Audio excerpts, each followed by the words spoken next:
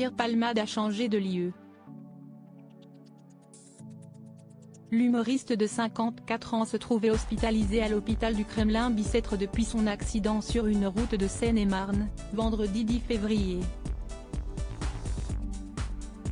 Son état de santé s'était amélioré, les policiers lui ont notifié sa garde à vue pour homicide et blessures involontaires pour une durée de 48 heures. Il a également été transféré à l'hôpital de Melun, ce mercredi 15 février. Désormais, Pierre Palmade devrait très prochainement être entendu, dans une chambre sécurisée, rapportent nos confrères du Parisien.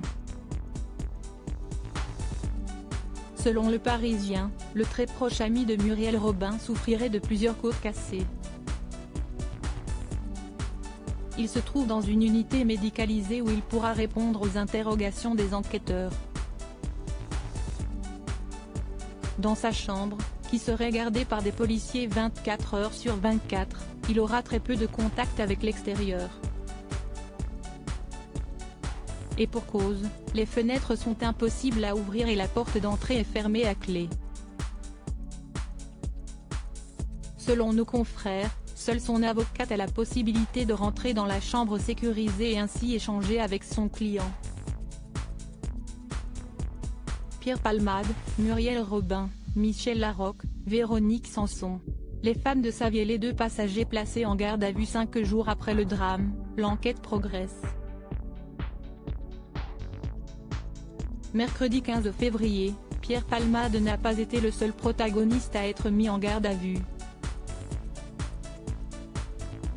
Les deux fuyards présumés, qui avaient quitté les lieux à pied, ont été retrouvés et placés également en détention pour non-assistance à personne en danger.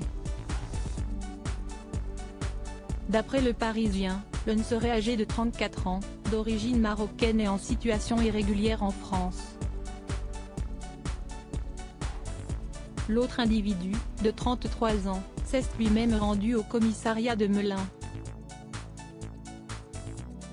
Il est de nationalité française et connu pour des délits liés aux stupéfiants. Pierre Palmade et ses deux passagers présumés doivent désormais être entendus par les policiers.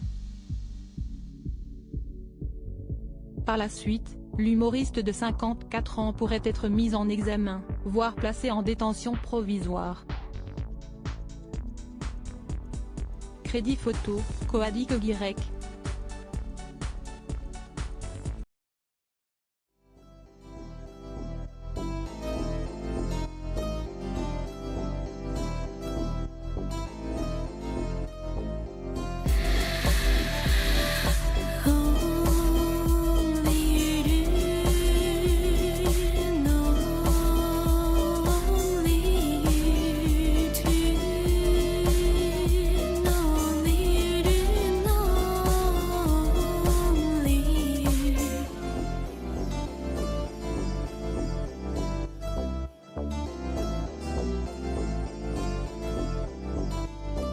To